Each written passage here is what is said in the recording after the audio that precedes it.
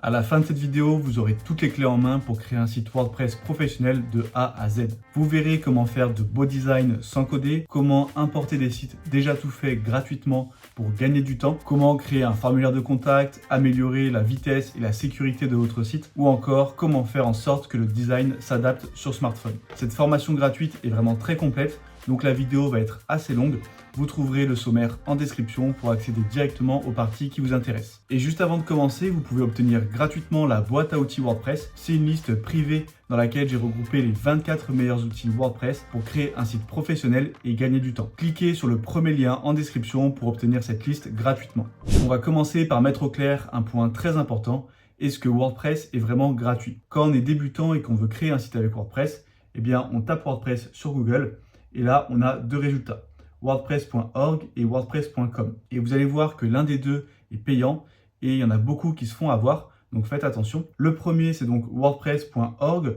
On arrive sur cette page, on a un bouton pour obtenir WordPress, mais quand on clique dessus, on a juste un bouton pour télécharger WordPress sur notre ordinateur et donc ça ne nous sert pas à grand chose. Ce fichier comme ça, on ne peut rien en faire. Et le deuxième site qui est WordPress.com, là on nous propose des tarifs et ça peut être assez élevé. Vous voyez que pour créer un site e-commerce, 45 € par mois. Et rien que pour pouvoir installer des plugins, il faut payer 25 € par mois. Donc ça, en fait, WordPress.com, c'est tout simplement une société de services qui va proposer un hébergement et un support client autour de WordPress. C'est pour ça qu'elle va vous le facturer. Mais elle va le facturer très cher par rapport au service qu'elle délivre. C'est pour ça que nous, on ne va pas passer par WordPress.com. On va utiliser WordPress.org qu'on va installer nous-mêmes sur un hébergeur. Et là, au lieu de nous coûter jusqu'à 45 € par mois, avec l'hébergeur, ça va coûter seulement 1,20 € par mois. Et vous aurez une version totalement complète de WordPress. Vous pourrez faire ce que vous voulez avec, installer tous les plugins que vous voulez et même faire une boutique en ligne. Donc ça, c'est très important, ne vous faites pas avoir. N'installez pas directement WordPress depuis WordPress.com. Choisissez un hébergeur et installez WordPress dessus. Vous allez voir que c'est assez simple, on va le faire en direct dans la vidéo. Des hébergeurs, il en existe des dizaines. Mais moi, dans cette vidéo, je vais vous recommander Yonos. Selon moi, c'est celui qui présente le meilleur rapport qualité-prix quand on débute, puisque comme je l'ai dit, pour 1,20 € par mois, vous allez pouvoir créer votre site et obtenir votre nom de domaine. Et surtout, c'est le seul hébergeur que je connais qui propose de payer mensuellement plutôt qu'annuellement. La plupart des autres hébergeurs, par exemple, ça va être 5-6 € par mois, donc on se dit c'est pas beaucoup plus cher, mais en fait, vous allez être obligé de payer toute l'année d'un coup. Et donc, si vous n'avez pas beaucoup de budget, ça peut être un peu embêtant de devoir payer 70 € d'un coup, par exemple. Là, vous allez payer juste 1 €. Si comme moi, vous voulez passer par Yonos, eh bien, vous pouvez cliquer sur le lien en description. Vous arriverez directement sur la page d'accueil. Ensuite, vous pouvez cliquer ici sur hébergement, puis hébergement web. Et vous voyez que là, on a bien une formule à 1,20 € par mois. Je clique sur voir les packs. Et ici, on a la formule. Vous pouvez voir qu'au bout d'un an, ça passe à 12 € par mois. Mais au bout d'un an, vous pouvez faire un transfert de contrat, soit vers l'offre standard qui est à 6 € par mois, soit vers un autre hébergeur si vous souhaitez changer d'hébergeur. Ce que je vous conseille de faire, c'est donc de prendre cette formule pendant un an. Comme ça, pendant la première année, vous avez seulement 1,20 € à payer et vous ne pourrez pas trouver un meilleur rapport qualité-prix. Je vais donc cliquer ici sur choisir et là, il va falloir créer un nom de domaine. Le nom de domaine, ça va être l'URL de votre site, ce qu'on a ici. Et idéalement, essayez de choisir quelque chose d'assez court et d'éviter les traits d'union pour éviter les fautes de frappe lorsqu'on tape le nom de votre site. Donc il faut essayer d'avoir un ou deux mots tout attachés. Moi, je vais prendre par exemple easywp.fr et je vais voir si c'est disponible en cliquant sur rechercher. Et voilà, le nom de domaine est disponible. Je peux donc cliquer sur ajouter. Ensuite, je fais continuer. Ici, je fais encore une fois continuer en bas à droite. Et là, on arrive sur le récapitulatif. Je peux cliquer encore une fois sur continuer. Et là, on nous invite à se connecter à notre compte. Si vous n'avez pas de compte, donc vous allez pouvoir créer votre compte client ici. Et ensuite, il va falloir valider vos infos, valider le paiement. Et on se retrouve juste après. Lorsque votre paiement sera confirmé, normalement, vous allez arriver sur cette page. Si ce n'est pas le cas, vous pouvez aller dans Menu, Domaine et SSL. Ici, vous aurez votre nom de domaine qui apparaît. Et vous aurez un petit bouton Utiliser le domaine juste ici. C'est un bouton qui ressemble à ça. Et ensuite, vous pourrez cliquer dessus. Et là, vous arriverez sur cette page. Nous, ce qu'on va faire, c'est créer un site web. Ici, on va dans l'onglet WordPress et plus. Je descends un petit peu et on sélectionne Installation facile en un clic. Donc, je clique dessus. Et là, si je descends un petit peu, vous voyez qu'on a WordPress. Je peux cliquer sur Installer.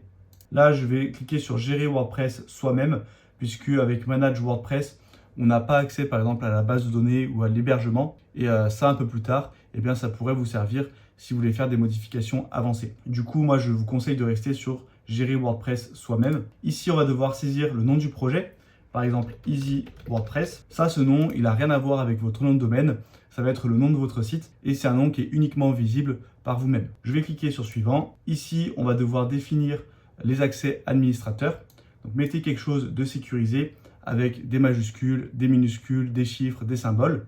Voilà, je clique sur suivant. Et là, du coup, on sélectionne utiliser un domaine de mon portefeuille.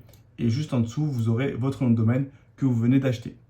On fait suivant. Et ensuite, on n'a plus qu'à cliquer sur installer WordPress. Et voilà, WordPress est en cours d'installation. On n'a plus qu'à patienter un petit peu et on se retrouve une fois que l'installation est terminée. Voilà, ça y est, WordPress est installé. Je peux descendre un petit peu et ici, j'ai un bouton pour cliquer sur modifier le site web.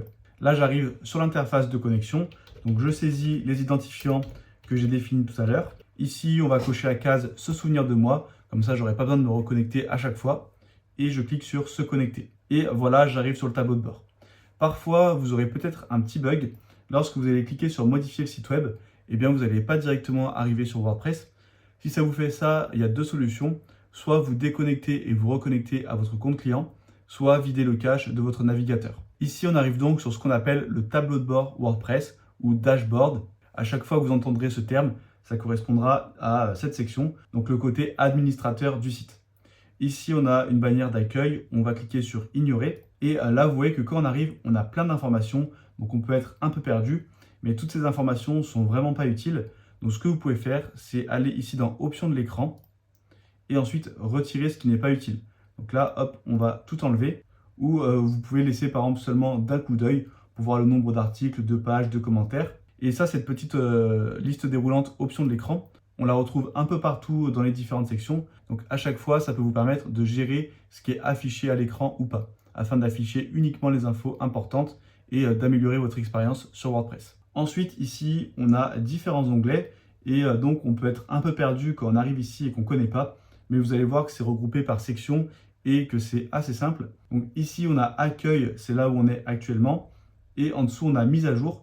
Donc c'est là où on va pouvoir gérer toutes les mises à jour de notre thème, de WordPress, des plugins. On verra ça un peu plus en détail après. Ensuite, on a article. Là, c'est tout ce qui va concerner un blog. Donc si vous ne voulez pas créer de blog, vous n'avez pas besoin de vous en préoccuper. Ensuite, on a médias. Là, c'est tout ce qu'on va importer sur notre site. Donc principalement des images, mais ça peut aussi être des PDF ou toutes sortes de documents. Ici, on a page. Donc là, ça va correspondre aux différentes sections de notre site, c'est-à-dire la page d'accueil, la page contact, la page à propos, la page nos services. Enfin bref, toutes les pages que vous allez créer. Et il faut bien distinguer ça des articles. Les articles, c'est vraiment pour une section blog. Donc par exemple, si vous avez un site de coach sportif, eh bien vous allez avoir une section blog où vous allez donner des conseils personnalisés, etc. Mais ça sera vraiment différent des pages qui là représentent les différentes sections du site. Ensuite, on a les commentaires. Ça concerne uniquement la section blog également. C'est les gens qui pourront commenter les articles. Donc vous voyez que déjà, si vous avez un site vitrine basique, on enlève déjà ces deux onglets qui ne serviront pas.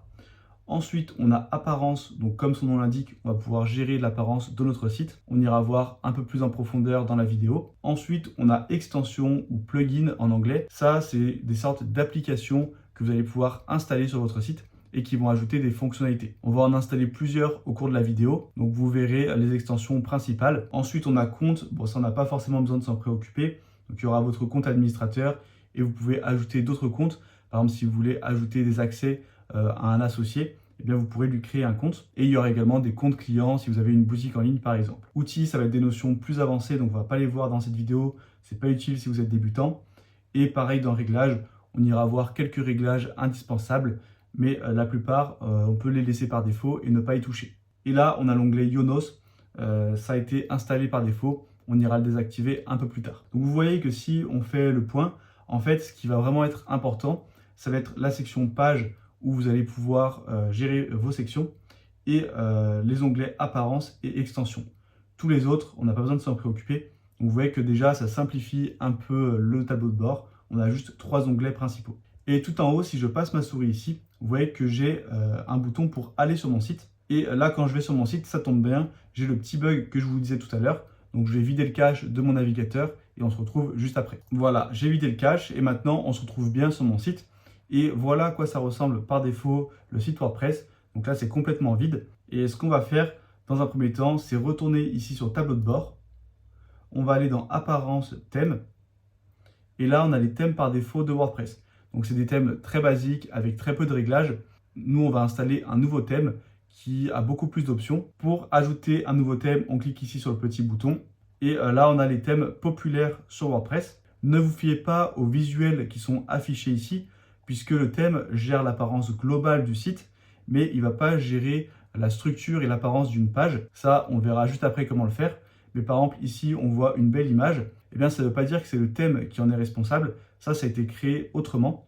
Donc, attention au visuel à chaque fois ici. Ça ne veut rien dire sur le thème. Ce qui compte pour choisir un thème, c'est les options de personnalisation. Est-ce qu'il est optimisé pour le référencement, le mobile et la vitesse. Et selon moi, le meilleur thème gratuit sur WordPress, c'est OceanWP.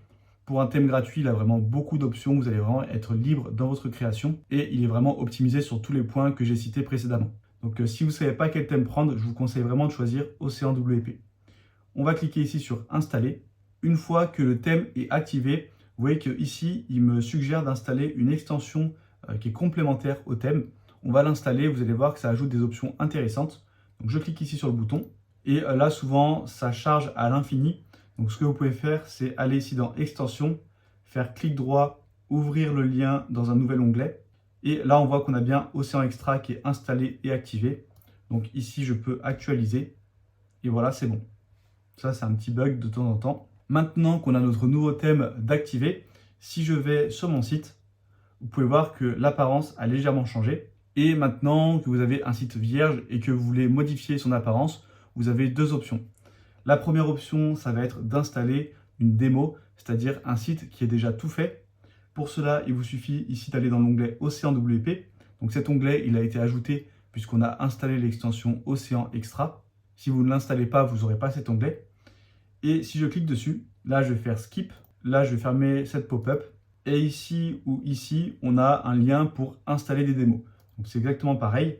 Je vais cliquer ici. Et là, si je descends un petit peu, on a des sites qui sont déjà conçus et que je vais pouvoir importer. Et ensuite, j'aurai plus qu'à personnaliser l'apparence. Par exemple, si je veux un site pour présenter mes prestations, eh bien, je peux cliquer ici sur prévisualisation en direct et voilà à quoi ressemblera mon site. Ou bien, par exemple, si je suis un coach sportif, hop, j'ai ce site.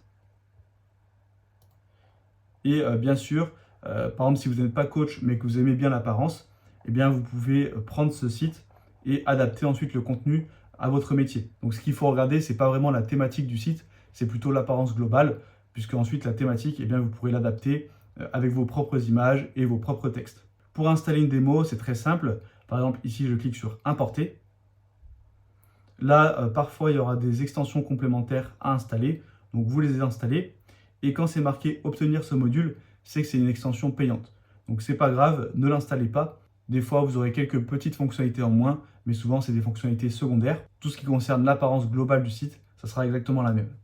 Ensuite, vous aurez juste à cliquer ici sur aller à la prochaine étape, puis à installer la démo. Moi, je ne vais pas le faire ici et ce n'est pas forcément quelque chose que je vous recommande parce qu'en installant une démo, eh bien, en fait, ça va prendre en compte plein de réglages et vous, par la suite, si vous voulez modifier un réglage précis, eh bien, vous ne saurez pas exactement où c'est que ça a été fait.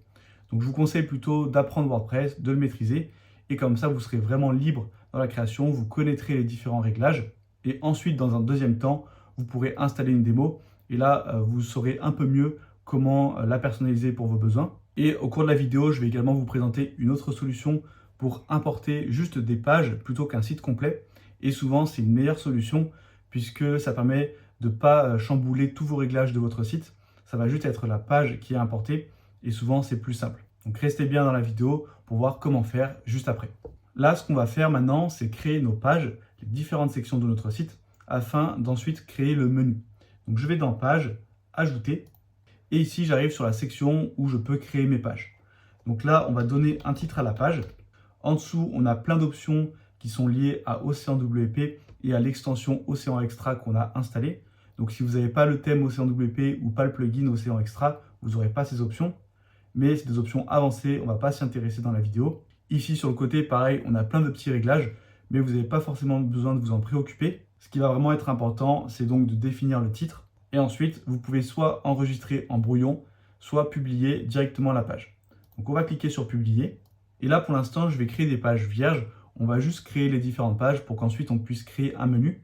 Donc par exemple la page accueil, la page à propos et une page contact. Je vais ajouter une page nos services et voilà, comme ça j'aurai 4 pages.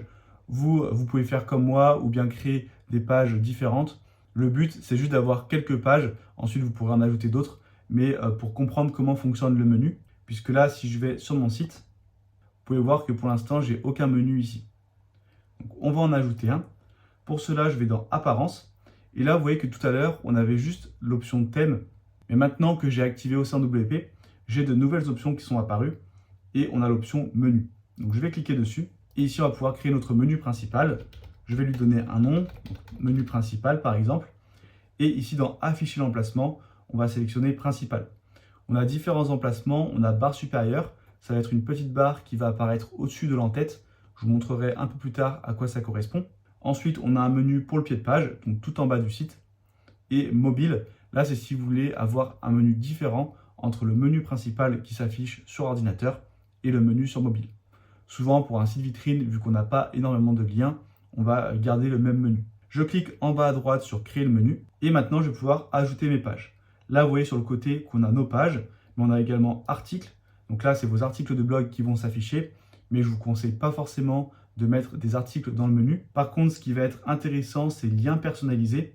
Là vous allez pouvoir mettre des URL externes, par exemple vers vos réseaux sociaux. Il vous suffit par exemple de mettre l'URL vers votre profil Facebook et ici dans le texte du lien, d'entrer Facebook, puis de faire ajouter au menu. Et ici on se retrouve avec le menu Facebook. Je vais retourner dans page et ici j'ai mes différentes pages que j'ai créées. Là faites attention, on est dans les plus récentes, donc si vous avez vraiment beaucoup de pages, elles ne vont pas toutes s'afficher. Il va falloir cliquer sur tout voir et ici vous aurez toutes vos pages. Donc moi je vais prendre à propos, contact, nos services. La page d'accueil, c'est pas utile de la mettre dans le menu puisque tout le monde sait qu'en cliquant sur le logo, on revient sur l'accueil. Donc je clique sur ajouter au menu. On va mettre la page nos services en première, ensuite à propos et contact toujours à la fin puisque c'est comme ça qu'on est habitué sur les sites, c'est d'avoir la page contact tout à droite. Et ici si je clique sur le petit triangle, on a une liste déroulante avec des réglages et le réglage qui va être important si vous mettez une URL externe, comme c'est le cas ici pour Facebook, eh bien c'est de cocher une case qui permet d'ouvrir le lien dans un nouvel onglet. Donc là, elle n'apparaît pas. Il faut que je remonte un petit peu. Et là, on retourne dans Options de l'écran. Ça, on l'avait vu précédemment dans le tableau de bord. Et là, vous voyez que vu que je suis dans la section menu, j'ai des options différentes. Et ici, je peux cocher la case cible du lien. Et donc, ça va m'ajouter l'option. Hop, si je descends, ici, on a une nouvelle option, ouvrir le lien dans un nouvel onglet. Donc ça, dès que vous mettez des liens externes, c'est important de le faire pour que la personne ne quitte pas votre site. Et ensuite, vous pouvez fermer. Et je vais également vous montrer comment créer un menu déroulant. Par exemple, pour nos services, on pourrait vouloir créer une page service numéro 1, service numéro 2, service numéro 3. Et bien pour cela, il suffit ici de prendre la page en question que vous voulez mettre dans le menu déroulant et de la décaler d'un cran. Et là, vous voyez que ça apparaît comme un sous-élément de la page nos services. Hop, et là, si je redécale d'un cran, et bien en fait, j'aurai le titre dans le menu qui est nos services. Et quand je le survole, j'aurai un menu déroulant avec à propos et contact. Donc là, bien sûr, ça fait aucun sens. C'est juste pour vous montrer comment ça fonctionne. Il suffit d'ajouter vos pages ici et ensuite à chaque fois de les décaler d'un cran. Et même, vous pouvez les décaler d'un autre cran pour créer un sous-sous-menu. Mais ça, c'est à éviter parce qu'il faut éviter d'avoir trop d'arborescence. Le fait de créer un deuxième sous-menu, ça va plutôt être pour des gros sites ou des grosses boutiques en ligne avec beaucoup de catégories. Mais pour un site vitrine classique, on n'en aura pas besoin. Et si vous créez un menu déroulant, vous voulez peut-être un lien qui ne sera pas cliquable pour le titre du menu déroulant. Et pour faire ça, c'est très simple.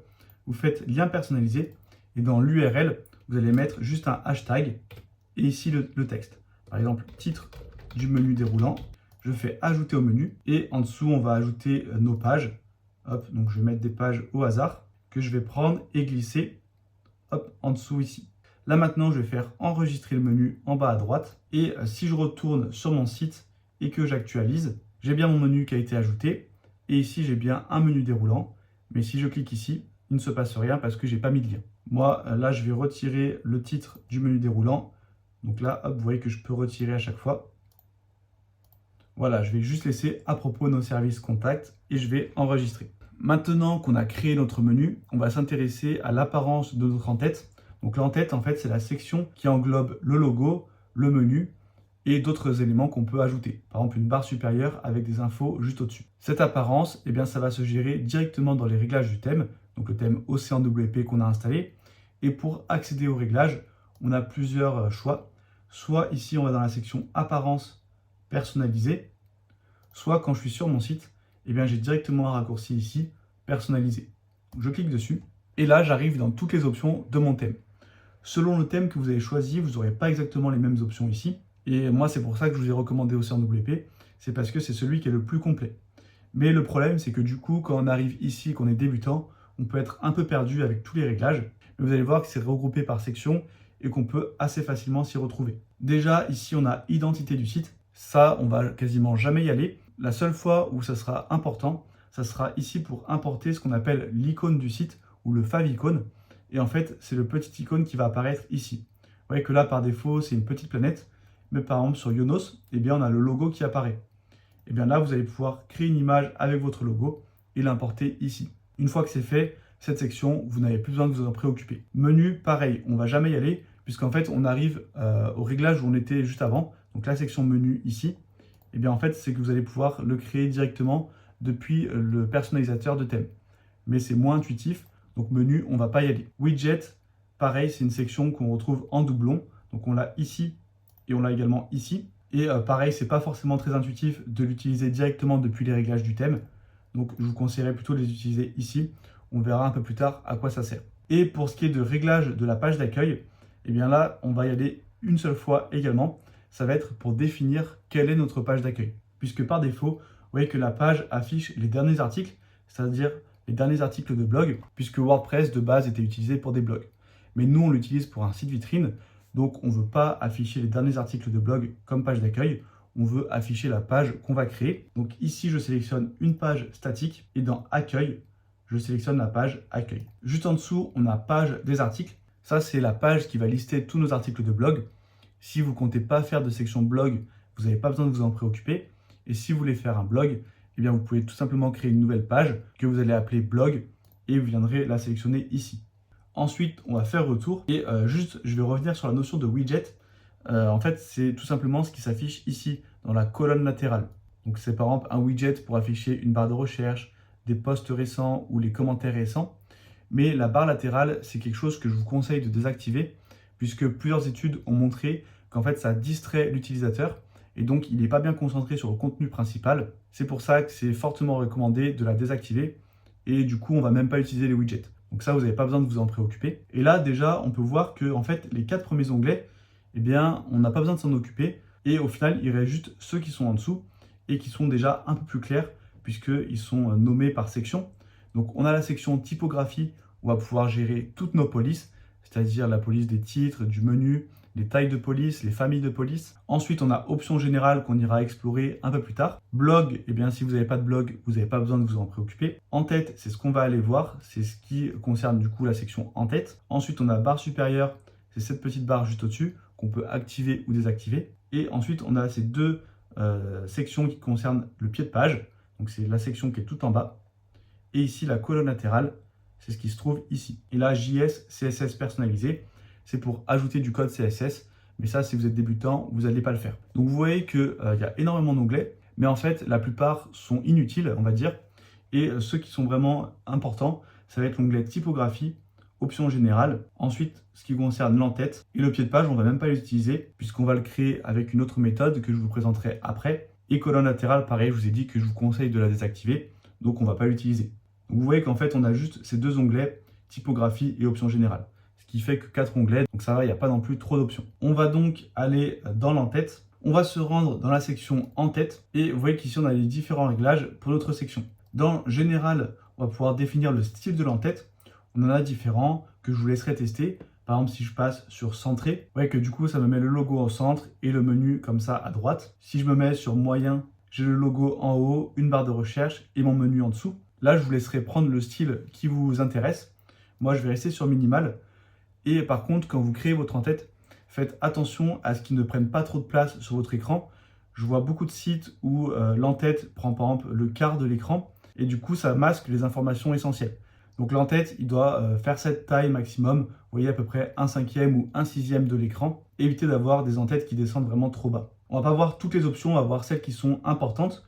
Donc notamment celle-ci qui permet de changer la couleur d'arrière-plan de votre en-tête pour que ça corresponde à votre charte graphique. Moi, je vais laisser en blanc. Et par défaut, il y a une petite bordure ici. On va la retirer, on va la mettre transparente pour pas qu'il y ait de bordure. Ensuite, si je fais retour, je vais pouvoir aller dans la section logo. Et là, je vais pouvoir importer mon logo. Par défaut, il a repris le titre de mon site. Mais bien sûr, c'est mieux d'importer un logo. Donc moi, hop, je suis allé récupérer mon logo. Je clique en bas sur sélectionner. Là, je vais recadrer l'image. Et dans largeur max, hop, je vais diminuer un petit peu. Voilà, comme ceci. Et du coup, mon arrière-plan d'en-tête, dans général, eh bien, je vais mettre la couleur d'arrière-plan à la même couleur que mon logo. Hop, je prends le code couleur. Et voilà. Ensuite, je fais retour. Je vais dans menu. Et là, on a toutes les options qui concernent le menu qui s'affiche ici. Déjà, on va pouvoir changer sa disposition. Est-ce qu'il est à gauche, centré ou à droite? Moi, je vais le mettre centré. Là, on ne voit pas très bien, mais il a été déplacé. Je vais descendre un petit peu et je vais aller changer la couleur du lien, justement, pour qu'il ressorte mieux. Donc là, au lieu de gris, moi, je vais le mettre en blanc. Et on peut également changer la couleur du lien au survol. Donc quand je passe la souris. Moi, je vais le laisser en blanc également. Ensuite, couleur de lien, élément de menu actif. Ça va être la couleur quand on est sur la page en question. Pareil, moi, je vais laisser en blanc. Et si je remonte un petit peu, ici, on a effet de lien. Par exemple, souligné de la gauche. Et là, vous voyez que ça m'ajoute un petit effet sur mon lien quand je le survole. Donc là, je vous laisserai tester les différents effets, prendre celui qui vous plaît. Mais essayez de garder un truc assez soft pour que ça fasse quand même professionnel. Il y a des animations qui sont à éviter. Par exemple, X marque l'endroit. Je vais changer la couleur pour qu'on le voit bien. Ici, tac. Je mets à fond. Hop, vous voyez que ça, ce genre d'effet, c'est vraiment à éviter.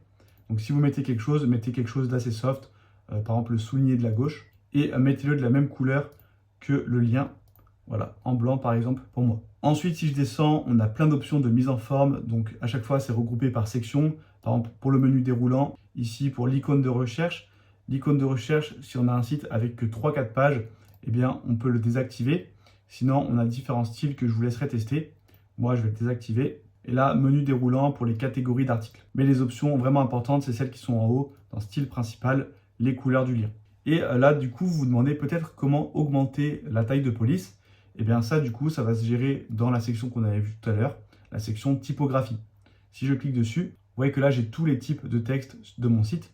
Et donc, je peux aller dans le menu principal. Et ici, je peux augmenter la taille de police, par exemple, à 16 pixels. Ça va être important de définir une charte graphique, c'est-à-dire de définir une couleur principale, une couleur secondaire que vous allez pouvoir utiliser, par exemple, pour vos boutons ou pour faire ressortir certains éléments de votre site. Et pareil pour les polices, choisissez une ou deux polices maximum pour qu'il y ait une certaine cohérence entre vos pages. Vous pouvez prendre une police classique pour le corps de texte, une police bien lisible.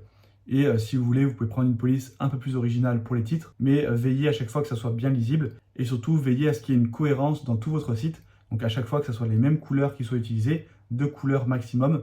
Et pareil pour les polices, utilisez les mêmes à chaque fois. Pour les polices, du coup, ça va être important de les renseigner ici dans les différents titres par exemple, et dans corps de page. Et pour les couleurs, il va falloir aller dans options générales, style général, et ici définir votre couleur principale et la couleur principale au survol. Moi, ma couleur principale, vous pouvez voir que c'est ce vert. Donc je vais récupérer le code couleur et le coller ici. Et pareil, je vais mettre la même au survol. Ensuite, si je descends un petit peu, ici vous avez la couleur des liens. Donc là, la couleur des liens, soit vous reprenez la même que votre couleur principale, soit si vous décidez de choisir une couleur secondaire pour faire ressortir vos boutons et vos liens, eh bien vous mettrez la couleur secondaire ici. Par exemple, moi je vais mettre du rouge pour que ça se démarque bien. Hop, je fais copier et ici, pareil, au survol. Là, si je fais publier et que je retourne sur mon site, vous pouvez voir du coup que là, les couleurs de lien ont changé et la couleur ici du bouton aussi, ça a repris ma couleur principale. Je vais faire retour et ici, on était dans la section en tête, donc on a vu les réglages principaux, mais vous voyez qu'en dessous, on a barre supérieure et donc c'est la petite barre qui est au-dessus. Dans général, vous allez pouvoir décider de l'activer ou la désactiver, de la mettre visible sur certains appareils uniquement et modifier son style. Moi, je vous conseille de mettre soit du contenu à gauche et les réseaux sociaux à droite. Vous allez voir qu'on peut ajouter des icônes de réseaux sociaux juste ici, soit mettre tout centré. Donc si vous ne mettez pas les icônes de réseaux sociaux, je vous conseille de passer sur centré. Et si vous mettez les icônes, je vous conseille de rester par défaut. Et ensuite, pareil, ici, vous pouvez modifier les réglages de couleur. Je vais faire retour. Et du coup, dans contenu, là, on va pouvoir mettre ce qu'on veut.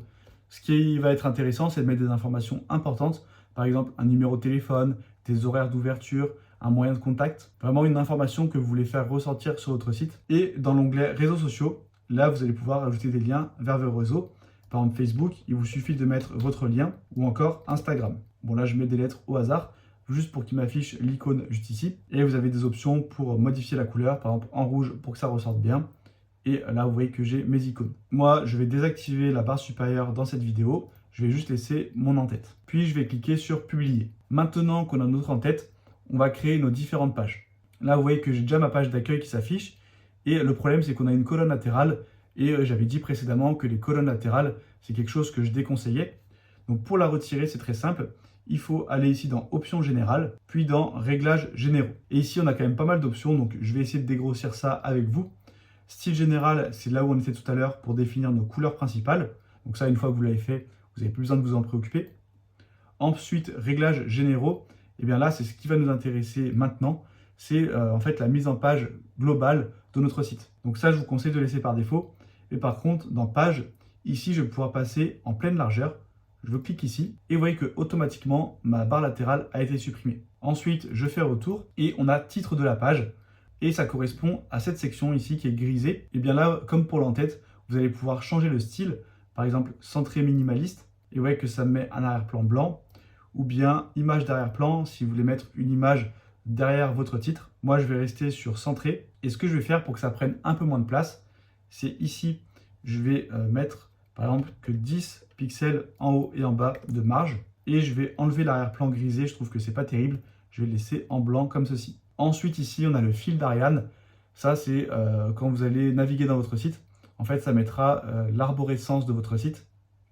Mais je vous conseille de désactiver et on va faire retour. Ensuite, là, c'est vraiment des options secondaires. À part pour bouton du thème, là, ça va être important de modifier la couleur. Si en fait vos boutons, vous voulez que ce n'est pas la même couleur que votre couleur principale. Donc, si vous choisissez une couleur principale, par exemple, ici, comme l'arrière d'en-tête, mais que vous avez une seconde couleur pour faire ressortir certains éléments, comme le rouge, moi, que j'avais utilisé pour les liens, eh bien, je vais également l'utiliser pour les boutons. Donc, je reprends le rouge ici, pour que tous les boutons générés par mon thème soient en rouge. Je fais retour et je fais publier. Donc là, ce qui était vraiment important et indispensable, c'était de bien désactiver la colonne latérale dans Réglages généraux. Tout le reste, vous n'êtes pas forcément obligé de le faire. Maintenant qu'on a fait ça, eh bien, on va créer le contenu de notre page, puisque là, dans les réglages du thème, eh bien, j'ai les options de mise en forme, mais je ne peux pas ajouter du contenu. Je clique donc ici sur la petite croix et je retourne sur mon tableau de bord. Ici, je vais dans Page, toutes les pages. Je retourne par exemple sur ma page d'accueil. Et pour ajouter du contenu, par défaut, on utilise l'éditeur de bloc Gutenberg. Donc, vous voyez qu'ici, on a ce qu'on appelle un bloc. Je peux directement taper du texte. Sinon, je peux l'effacer. Et ici, cliquer sur le petit plus pour ajouter par exemple un titre, de l'espace, une image, ou cliquer sur tout parcourir. Et là, ajouter les différents blocs. Donc ça, c'est la construction par défaut sur WordPress, mais elle n'est pas du tout intuitive et vous allez être assez limité en termes de design. Donc je ne vous conseille pas forcément d'utiliser ça. Nous, on va utiliser une extension gratuite qui s'appelle Elementor, qui est beaucoup plus intuitive et avec beaucoup plus d'options de design. Pour cela, je vais dans Extensions, Ajouter. Et ici, on arrive dans la bibliothèque d'extensions WordPress. Comme je vous l'avais dit, c'est des sortes d'applications qui vont ajouter des fonctionnalités à votre site. Et donc, vous en avez vraiment des milliers et la plupart sont gratuites. Par contre, plus vous installez d'extensions, plus ça risque de ralentir votre site.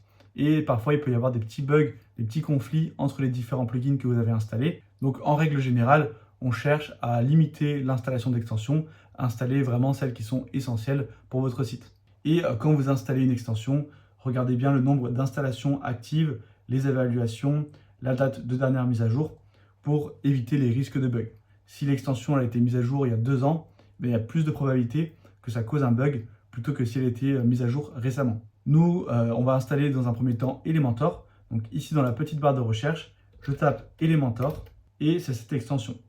Je clique sur Installer maintenant et pendant que ça s'installe, je vous invite à télécharger gratuitement la boîte à outils WordPress. C'est le premier lien en description. Dans cette liste privée, je vous ai regroupé les meilleurs outils WordPress pour créer un site professionnel et gagner du temps. Donc si vous êtes débutant, ça vous sera vraiment utile. Je vous conseille de le télécharger. Maintenant que l'extension est installée, il faut bien cliquer sur Activer pour qu'elle soit prise en compte. Et là, on arrive sur l'assistant de configuration d'Elementor, mais ce n'est pas très utile. Donc on va cliquer sur la petite croix en haut à droite et on atterrit sur le tableau de bord. Maintenant que j'ai installé une extension, vous voyez que j'ai un nouvel onglet ici, Elementor et Modèle. Et à chaque fois que vous allez installer de nouveaux plugins, eh bien vous aurez souvent des nouveaux onglets ici. C'est pour ça qu'à la fin, on peut se retrouver avec un tableau de bord qui ressemble un peu à une usine à gaz, avec plein d'onglets partout. Alors essayez de limiter le nombre d'extensions pour éviter d'avoir trop d'onglets. Maintenant qu'on a installé Elementor, la seule chose à faire, c'est de retourner sur notre page. Ici, je retourne sur ma page d'accueil, je clique sur Modifier. Et vous voyez que là, du coup, on a un nouveau bouton Modifier avec Elementor. Je clique dessus.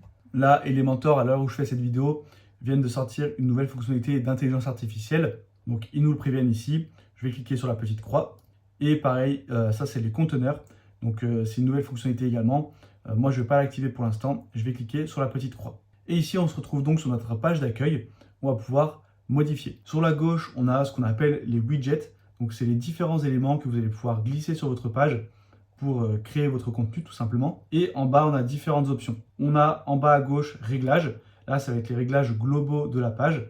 On peut remodifier le titre ici. Et le réglage important ici, c'est dans style.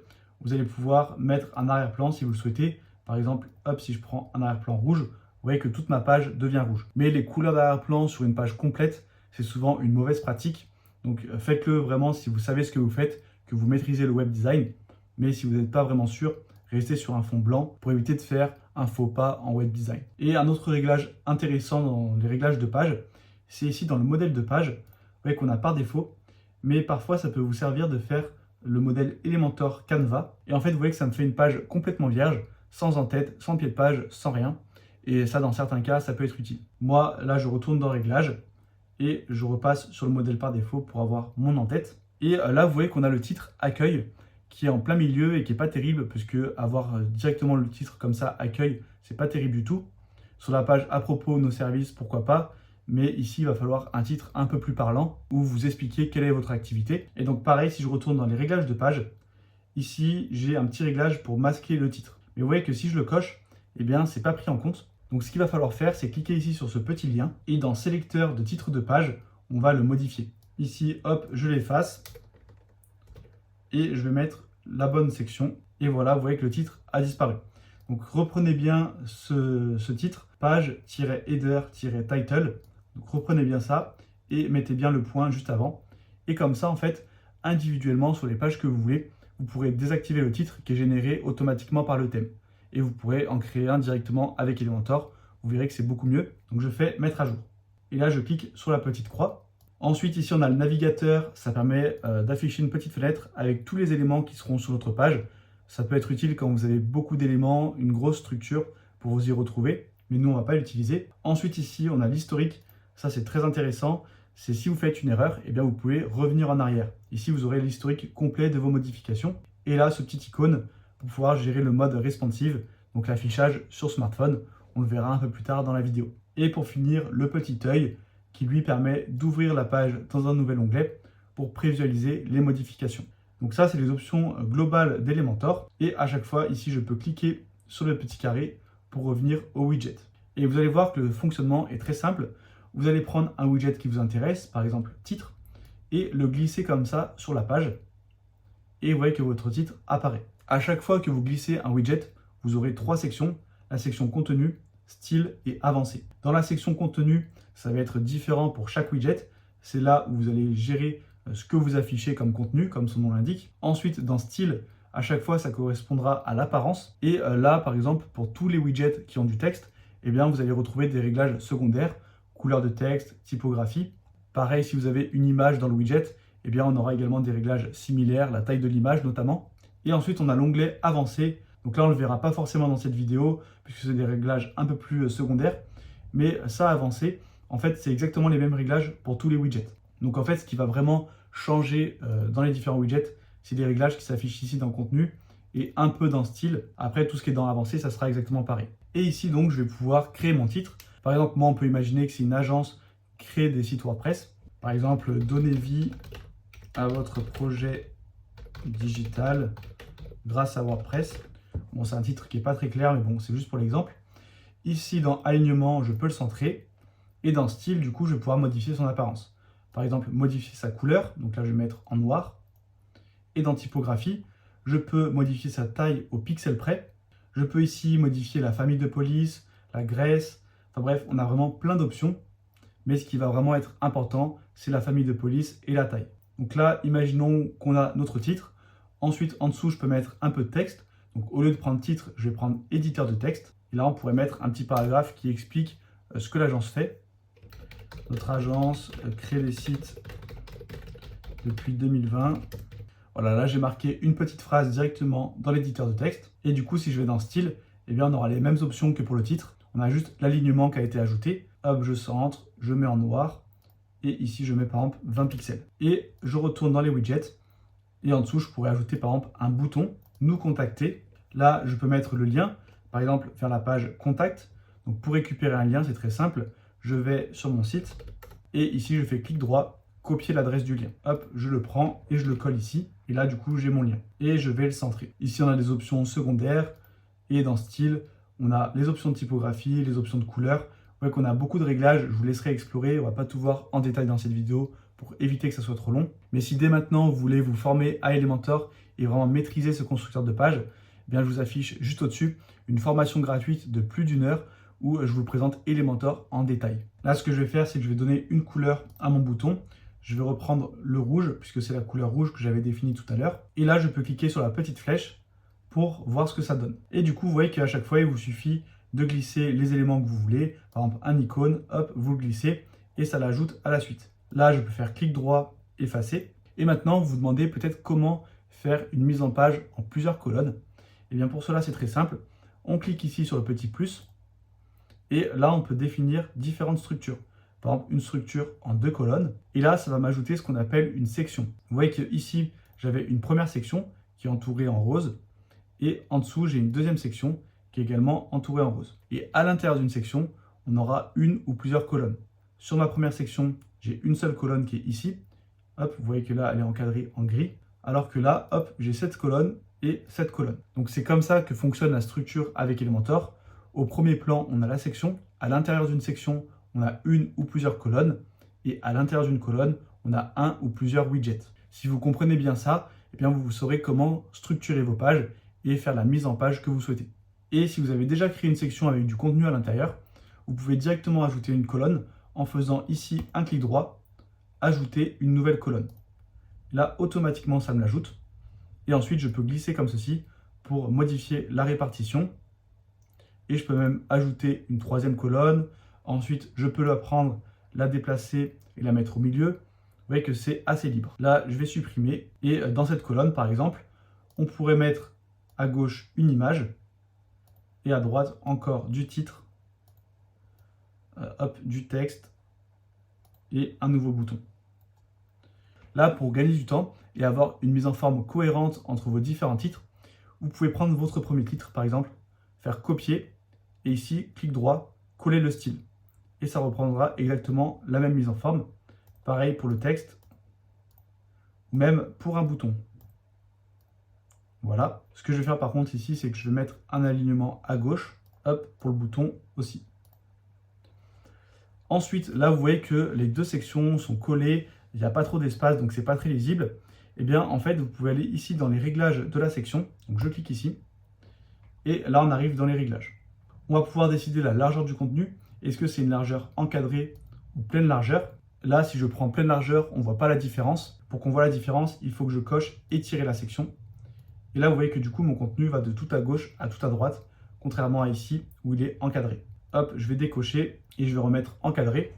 Et là, dans encadré, on peut réduire la largeur si on veut de notre section ou l'augmenter. Ensuite, ce qui va être intéressant, c'est dans style, on peut mettre un arrière-plan qui va s'appliquer à toute la section. Par exemple, un arrière-plan un peu grisé pour que la section ressorte du reste de la page. Ou bien je peux carrément mettre une image. Et dans avancer, c'est là que je vais pouvoir ajouter de l'espace. Vous voyez qu'on a une section marge. Là, je vais délier les valeurs. Et par exemple, si je mets 50 pixels, vous voyez que ça m'ajoute 50 pixels d'espace. Je vais mettre même un peu plus, par exemple 80. Et vous voyez qu'on a également marge interne. En fait, marge, ça va être à l'extérieur du bloc. Et marge interne, ça va être de l'espace à l'intérieur du bloc.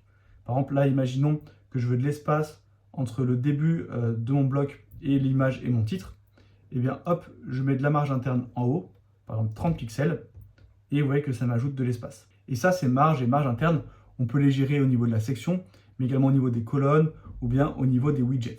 Et c'est pareil si je clique sur une colonne, hop, ici on a des réglages, notamment alignement vertical qui est intéressant.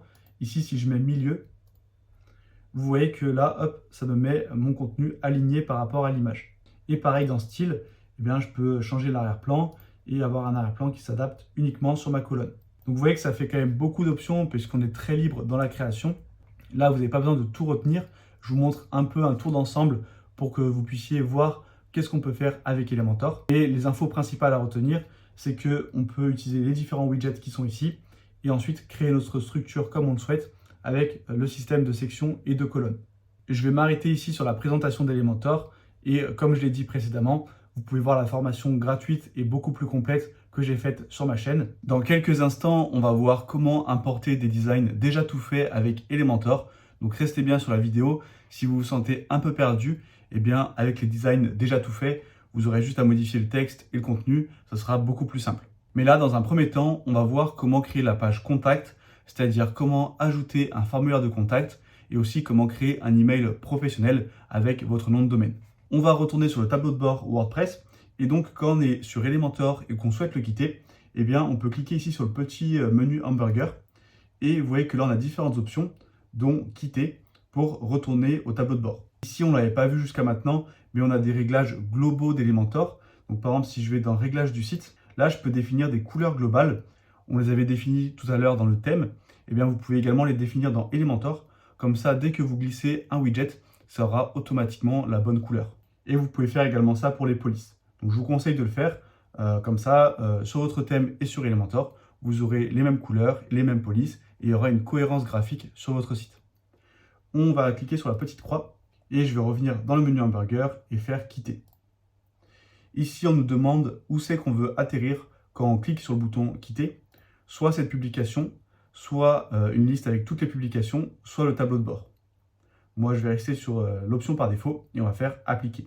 Là, il dit que ça ne sera peut-être pas enregistré, c'est normal, mais on a bien cliqué sur mettre à jour, donc les modifications seront enregistrées. Je fais quitter et voilà, j'arrive sur ma page. Maintenant, donc pour créer notre formulaire, on va ajouter une nouvelle extension. Je vais dans extension ajouter et ici, je vais taper formidable form. C'est une extension qui permet de créer des formulaires de contact très facilement.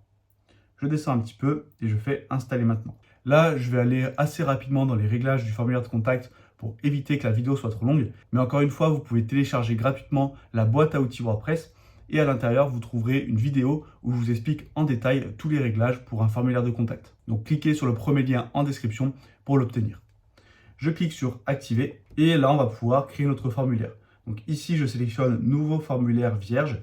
Je clique dessus et je vais donner le nom, par exemple, contact et faire créer. Et ici, on arrive sur un constructeur qui ressemble un peu à Elementor. On a un système de glisser-déposer et on va pouvoir créer notre formulaire. On peut créer un formulaire très basique de contact ou un formulaire un peu plus avancé, par exemple un formulaire de devis avec un peu plus de questions. Moi, je vais rester sur un formulaire basique. On va mettre le widget texte que je glisse. Et vous voyez que si je le prends, soit je peux le glisser en dessous, soit sur le côté pour faire deux colonnes. Donc là, par exemple, on va faire la colonne prénom et nom. Ensuite, on va prendre le widget email. Là, on pourrait mettre une liste déroulante avec les différents sujets pour regrouper par thématique. Mais moi, je vais directement mettre paragraphe pour que la personne puisse écrire son message. Ensuite, sur chacun des champs, je peux cliquer dessus. Et là, on a différents réglages. L'étiquette, ça va être le nom qui s'affiche, par exemple prénom. Et est-ce que c'est obligatoire ou pas? On va mettre que c'est obligatoire. Et dans Avancer, vous pouvez mettre un texte de remplissage ou une valeur par défaut. La différence, c'est que texte de remplissage, par exemple là si je mets prénom, dès que je vais cliquer, ça va effacer le texte.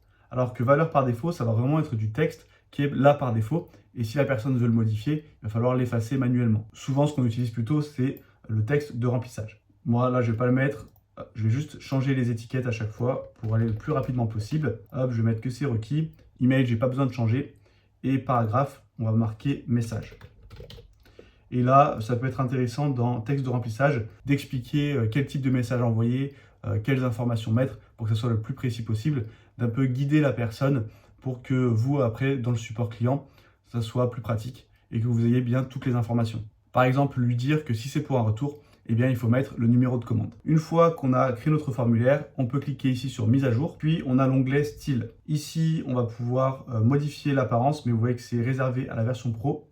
Et ici, dans style formidable, on peut cliquer sur les 3 petits points et faire edit.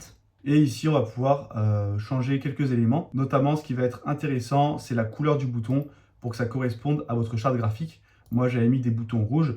Donc ici, on va reprendre la couleur rouge. Pareil pour les bordures. Et tous les autres réglages, bon, on ne va pas les voir dans cette vidéo, mais vous pouvez les explorer si vous voulez changer l'apparence. Je fais mise à jour. Et maintenant, je vais dans réglages. Ici, dans actions et notifications, vous pouvez configurer la notification que vous allez recevoir par email dès que quelqu'un remplit le formulaire. Vous voyez ici qu'on a envoyé l'email. Si je clique dessus, par défaut, c'est à l'adresse admin. Mais si vous voulez, vous pouvez mettre une autre adresse mail ou bien en mettre plusieurs séparées par des virgules. Et pareil, le message, vous pouvez le modifier si vous le souhaitez. Par défaut, ça va tout simplement afficher tous les champs du formulaire et ce qui a été mis à l'intérieur. Donc vous pouvez laisser par défaut. Mais si vous avez besoin de modifier, vous voyez qu'ici, vous pouvez mettre les différents champs qui vous intéressent. Et dans bouton, ici, on va pouvoir changer le texte. Par exemple, si c'est un formulaire pour avoir un devis, eh bien, au lieu de envoyer, on peut mettre obtenir mon devis. Ça sera un peu plus parlant. Je fais mise à jour encore une fois. Et là, dans entrée, vous retrouverez toutes les entrées du formulaire, donc tout ce que les gens ont envoyé. Vous recevrez donc une notification par email et vous aurez également ici toutes les entrées. Une fois qu'on a créé notre formulaire, maintenant, il va falloir l'intégrer sur notre page contact. Pour cela, on va dans nos pages. J'ai ma page contact qui avait été créée, donc je clique sur modifier et modifier avec Elementor. Ici, je vais pouvoir par exemple créer une section en 2 colonnes et à droite, je vais mettre mon formulaire. Pour cela, je tape ici formidable et vous voyez que j'ai un nouveau widget qui a été ajouté. Ça, c'est le cas parfois quand vous installez certains plugins, eh bien, ça va créer de nouveaux widgets dans Elementor. Ici, je prends le widget, je le glisse à droite et je vais sélectionner mon formulaire contact que je viens de créer. Contact Us, c'est un formulaire par défaut qui était dans le plugin. Nous, on va prendre celui qu'on a créé. Et voilà, j'ai mon formulaire qui s'affiche. C'est parfait. Et à gauche, je peux mettre des informations de contact. Pour cela, je peux prendre par exemple le widget boîte d'icônes. Donc je tape boîte. Et ici, on a boîte d'icônes. Je le glisse. Là, par exemple, je pourrais mettre un icône de téléphone. Voilà. Ici, je tape mon numéro. Et du texte, on n'a pas forcément besoin. Et en mise en page, je vais mettre comme ça plutôt. Et là, vous voyez qu'on a pas mal de réglages. Par exemple, on peut changer la disposition si on souhaite. Bon, je vais rester comme ça. Et dans style, on peut changer les couleurs, les tailles. Je vais mettre en noir plutôt et diminuer un petit peu la taille. Voilà, on va se mettre sur 21 pixels. Et alignement, je vais passer à gauche finalement. Voilà, comme ceci. Je vais aller mettre en noir également. Et ensuite, on peut faire dupliquer. Et là, prendre par exemple l'icône d'un email. Donc il faut taper enveloppe et là mettre contact@votresite.fr. On pourrait également ajouter des horaires, une adresse, enfin bref, toutes les informations essentielles. Et ensuite, hop, dans la colonne, on peut centrer verticalement pour que ça soit centré par rapport au formulaire. Là, bon, j'ai fait une page contact très basique. Je vous laisserai ajouter par exemple un titre un peu plus parlant, expliquer quand est-ce que le support client est disponible. Vous pouvez également mettre une section avec les questions fréquentes pour que la personne elle puisse directement avoir la réponse. Si vous voulez faire ça, vous pouvez prendre le widget accordéon. Hop, je vais le glisser ici pour qu'on ait un exemple. Et vous voyez que du coup, à chaque fois, je clique et ça ouvre la réponse. Donc là, je peux mettre ma question numéro 1 et en dessous la réponse. Et ensuite, je peux dupliquer à chaque fois pour créer toutes mes questions et avoir ici la réponse. Je peux également avoir un widget Google Maps. Hop, si je le glisse ici, je peux mettre mon adresse, définir le niveau de zoom et la taille de la carte. Et comme ça, la personne, elle aura le plan si jamais vous avez une adresse physique. Je vais faire mettre à jour. Et ce qu'on va faire maintenant, c'est qu'on va créer notre adresse mail professionnelle pour que ça reprenne notre nom de domaine. Pour cela, je vais sur Yonos. Je me connecte à mon compte client. Une fois que vous êtes connecté, vous voyez que là, on a un menu email. Et si vous ne le trouvez pas, vous pouvez ouvrir le menu ici et cliquer sur email directement. On clique dessus. Là, vous voyez que j'ai des adresses email qui ont déjà été créées. Mais vous, il faudra juste cliquer ici sur le bouton créer une nouvelle adresse email. Ici, on va sélectionner email basique 2 Go. On clique sur créer et là, on peut définir l'email. Souvent, on va prendre contact@lenondedomaine.fr. On définit un mot de passe de connexion et ici, vous pouvez ajouter une redirection. Ça, c'est pratique. Si vous ne voulez pas vous connecter à chaque fois à votre boîte mail, eh bien, vous mettez une redirection sur votre adresse mail principale. Comme ça, dès que vous allez recevoir un email, vous recevrez une notification sur votre boîte mail principale. Donc, on clique ici, et là, je peux mettre mon email principal si je le souhaite. Moi, je ne vais pas en mettre. Je vais descendre un petit peu et je vais faire enregistrer. Mon adresse mail a été créée. Et maintenant, dès que vous voulez consulter vos mails, eh bien, il faut se rendre à l'adresse mail.yonos.fr. Et ici, vous pourrez vous connecter en mettant votre adresse, votre mot de passe que vous avez défini, et vous arriverez sur une boîte mail assez classique. Maintenant, on va passer à la partie qui permet d'importer des designs Elementor déjà tout faits. Donc, je me mets sur ma page Nos services. Et ici, je vais sur Modifier avec Elementor. Et jusqu'à maintenant, pour créer une section, on cliquait sur le petit plus. Mais vous voyez ici qu'on peut cliquer sur le dossier. Et là, on accède en fait à une bibliothèque de modèles qui sont déjà créés. Il y en a beaucoup qui sont réservés à la version pro. On verra juste après comment avoir plus de modèles gratuitement. Mais rien qu'ici, vous pouvez en avoir quand même quelques-uns gratuitement. Alors, on a soit les blocs, soit les pages, soit mes modèles. Blocs, ça va être des sections pour un site. Par exemple, la section à propos, une section d'appel à l'action, donc avec un bouton, une section contact, features. Ensuite, on a ce qui peut être intéressant, service ou team, par exemple, pour une page à propos. Donc, une section qui présente l'équipe. Et si je clique dessus, vous voyez qu'on a quelques modèles. Et il y en a certains qui sont gratuits. Par exemple, celui-ci, s'il m'intéresse, eh bien, j'ai juste à cliquer ici sur Insérer. Là, il va falloir se connecter à Elementor. Il va falloir créer un compte. C'est gratuit. On clique sur Premier pas. Et ensuite, je vous laisserai vous connecter. Moi, ça m'a redirigé automatiquement sur mon compte. Et là, vous voyez que mon design a été importé. Et très facilement, j'ai eu un beau design. Et si je veux présenter mon équipe, du coup, c'est assez simple. J'ai juste à modifier les photos et les noms. Je vais recliquer sur le dossier. Et cette fois, on va aller dans la section page. Et là, au lieu que ce soit une section ou un bloc, eh bien, ça va être une page complète. On a les wireframes qui, moi, je trouve, sont pas mal. Parce qu'en fait, le wireframe, ça va juste vous donner la structure. Et vous aurez juste à remplir avec votre contenu. Donc ça peut être vraiment pas mal. Par exemple là, pour une page d'accueil, vous voyez qu'on a une structure assez basique, mais qui est efficace et que vous pourriez reprendre. Ici, on a une page à propos ou une page galerie. Et après, ce qui peut être pas mal, c'est que même pour ceux qui sont en version pro, vous pouvez cliquer dessus et en fait vous inspirer du design. Et une fois que vous maîtrisez Elementor, essayez de le reproduire. Et là, c'est pareil que pour les blocs. Pour l'intégrer, il vous suffit de cliquer sur le bouton Insérer. Et ensuite, dans mes modèles, eh bien en fait là, c'est des modèles que vous aurez enregistrés vous-même. Imaginons que vous créez une section que vous voulez enregistrer. Hop, donc je vais créer une section au hasard avec juste un titre. Eh bien, si vous voulez l'enregistrer pour l'utiliser sur plusieurs pages, vous pouvez faire ici un clic droit et cliquer sur Enregistrer comme modèle. Là, on donne un nom, hop, et je fais Enregistrer. Et après, du coup, sur n'importe quelle page, je pourrais facilement l'importer. Après aussi, il faut savoir que vous pouvez faire des copier-coller entre plusieurs pages Elementor. Donc, il faut que ça soit sur le même site, par contre. Mais si vous voulez faire un copier-coller entre votre page Nos services et la page Contact, c'est possible.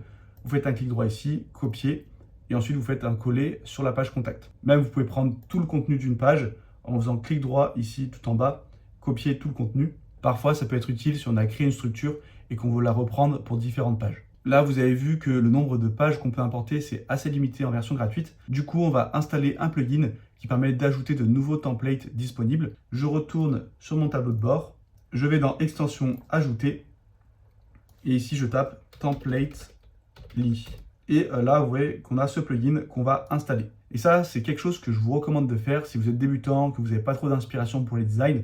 Vous allez voir que là, très facilement, vous allez avoir un design professionnel. Une fois que l'extension est activée, on a un nouvel onglet ici, je peux cliquer dessus. Et là, on a plein de modèles. Soit on a des pages individuelles, par exemple page contact, page blog, si je descends, page carrière, page des prix, enfin bref, plein de pages différentes pour un site. Soit on peut aller dans pack. Et là, ça va être intéressant, c'est que ça va être plusieurs pages qui respectent la même charte graphique. Et donc, ça va vous permettre d'avoir une cohérence sur votre site. Ça, c'est vraiment important. Ne prenez pas des modèles différents pour chaque page, sinon il n'y aura aucune cohérence.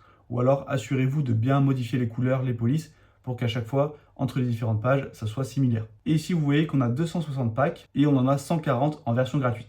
Donc, ça laisse quand même du choix. Et une fois ici que j'ai coché Starter, ce qu'il faut aussi cocher ici, c'est la dépendance au plugin Pro. Vu que nous, on a uniquement des plugins gratuits, eh bien, on va cliquer 2 fois ici pour avoir la petite croix et faire en sorte que ça ne soit pas dépendant de plugin Pro. Parce qu'il y a certains modèles qui ont besoin d'Elementor Pro, par exemple, et du coup, ça ne sera pas compatible. je fais filtrer et là je me retrouve avec tous les modèles que je vais pouvoir importer. Par exemple celui-ci pour une agence, ça peut être pas mal. Je clique dessus et là j'ai les différentes pages qui sont présentées. On a par exemple la landing page qui correspond à la page d'accueil. Je peux cliquer dessus et cliquer ensuite sur Live Démo. Et là, hop, j'ai la démo qui s'affiche. Vous voyez que c'est quand même plutôt pas mal comme design et que ça, vous allez pouvoir l'importer en quelques clics. Pour cela, il vous suffit de cliquer sur Insérer ici. Et il va falloir vous créer un compte. Une fois que vous êtes connecté, là, vous pourrez insérer le modèle. Et si on va dans Pack, qu'on décoche ici, du coup, Pro Plugin, et qu'on fait filtrer, vous voyez que on n'en a pas énormément, on en a 9, puisque c'est des packs complets avec différentes pages. Mais sinon, vous pouvez aller directement dans Page, et là, vous aurez beaucoup plus de choix. On se met sur Starter, on décoche bien Pro Plugin Dépendance, et on fait filtrer. Et là, du coup, on a beaucoup plus de choix, et je vous laisserai explorer pour trouver des pages qui vous conviennent. Une fois que vous aurez créé votre en-tête, votre page, eh bien, il va falloir créer le pied de page, la section qui se trouve tout en bas du site. Mais par défaut, avec WordPress, il y a très peu d'options. Nous, ce qu'on va faire, c'est qu'on va encore installer un petit plugin qui permet de créer notre pied de page avec Elementor. Comme ça, on sera beaucoup plus libre dans la création. Pour cela, je vais dans Extension, Ajouter. Et là, je tape Elementor Header. On a Elementor Header and Footer Builder que je vais installer. Je fais Activer. Et maintenant, si je vais dans Apparence, j'ai une nouvelle option Elementor Header and Footer Builder. Je clique dessus. Je vais cliquer sur Ajouter nouveau en haut. Là, je vais cliquer sur Passer et dans le titre, je vais mettre par exemple Footer, qui veut dire pied de page en anglais.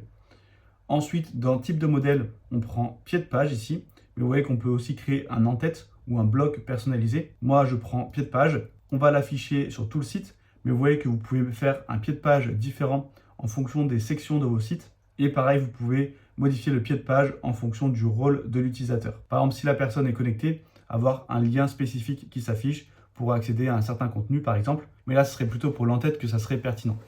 Je fais publier. Et maintenant, je vais faire modifier avec Elementor. Et ici, je vais pouvoir créer mon pied de page. Je peux peut-être même trouver un modèle déjà tout fait. Je vais aller voir. Ici, je vais taper footer. Et vous voyez qu'on a des modèles, mais qui sont réservés à la version pro. Mais vous pourriez en prendre un qui vous plaît, par exemple celui-ci, et vous en inspirer. Là, on va reproduire ce modèle. Vous allez voir que c'est assez simple. Je fais donc une section en 4 colonnes. Ici, dans le style de la section, je vais changer la couleur d'arrière-plan pour avoir une couleur qui se démarque du reste du site. Voilà, souvent, généralement, on prend une couleur assez foncée. Ici, hop, on va changer un petit peu la répartition. On va mettre par exemple 30%, même 35%. Hop, je peux modifier dans les réglages de la colonne précisément. Et ici, à chaque fois, on va mettre 21%. Voilà. Ici, je vais glisser par exemple mon titre. Et on pourrait mettre le titre de notre site et mettre un petit texte qui explique ce que fait notre agence. Là, vous voyez que je reprends vraiment le modèle qu'on a vu tout à l'heure. Tac, je modifie un petit peu l'apparence. Là, je vais diminuer un petit peu la taille de police. Et en dessous, il y avait les icônes de réseaux sociaux, il me semble. Donc, hop, vous voyez qu'on a un widget icônes réseaux sociaux que je peux glisser en dessous. Ici, on pourrait mettre les différentes icônes. Par exemple, hop, ici, je change YouTube. Et je mets Instagram. Voilà, et je fais insérer. Ensuite, il suffit à chaque fois de mettre mes différents liens. Ce que je vais faire par contre, c'est changer la couleur là qui n'est pas terrible et la taille. Je vais dans style. Au lieu de couleur officielle, je mets personnalisé pour qu'il y ait une cohérence entre les différents logos. Couleur principale, je vais la mettre transparente. Et comme ça, en fait, j'ai juste les logos en blanc comme ça. Je trouve que c'est plus propre. Et on va diminuer un petit peu la taille. On va mettre par exemple 18 pixels. Et dans contenu, je vais revenir et aligner à gauche comme le reste de mes éléments. Si on va dans le détail, je pourrais aussi diminuer un petit peu la marge en mettant de la marge négative pour le faire remonter et que ça soit un peu plus proche du texte. Voilà, comme ceci. Maintenant, on va créer nos autres sections par une section contact. Ensuite, on avait, il me semble, information et à propos. Donc hop, on va reprendre pareil. Et à chaque fois, je vais mettre en blanc. Pour modifier des couleurs de plusieurs éléments rapidement, je vous rappelle qu'on peut faire copier. Et à chaque fois ici, coller le style. Hop. Là, j'ai fait la mauvaise manipulation. Je fais coller le style. Contact, on va mettre liste d'icônes. Et ici, on pourrait mettre un numéro de téléphone avec l'icône qui correspond, l'email, l'adresse, les horaires. Enfin bref, tout ce qui est essentiel. Et dans style, pareil, il faudrait modifier, passer en blanc, augmenter un petit peu la taille. Voilà, hop, et pareil pour la typographie, on va passer à 17 pixels par exemple. Ensuite, dans information, on pourrait mettre des liens importants et pareil dans à propos. Pour mettre des liens, c'est très simple, on va aller dans éditeur de texte. On va marquer par exemple mention légale, FAQ, CGV, mention légale plutôt un dernier. Tac. Voilà. Et à chaque fois, si vous voulez ajouter un lien, il vous suffit de prendre le texte et de cliquer ici sur le petit icône ou de faire le raccourci clavier CTRL-K. Et là, je peux mettre un lien vers ma page FAQ par exemple. Et là, pareil, il y a un petit raccourci. Si on veut mettre le lien vers une page de notre propre site, on n'a pas besoin de marquer notre nom de domaine. On peut directement marquer /FAQ et ça va automatiquement rediriger vers l'URL de mon domaine /FAQ. Donc ça, c'est une petite astuce. Et là, vous voyez que le lien, ça le passe en rouge parce que dans les réglages de mon thème, j'avais dit que les liens devaient être en rouge. Ce que je peux faire, c'est sélectionner le texte et le passer en blanc. Donc là, il faudrait faire pareil pour tous les autres textes. À chaque fois, ajouter le lien.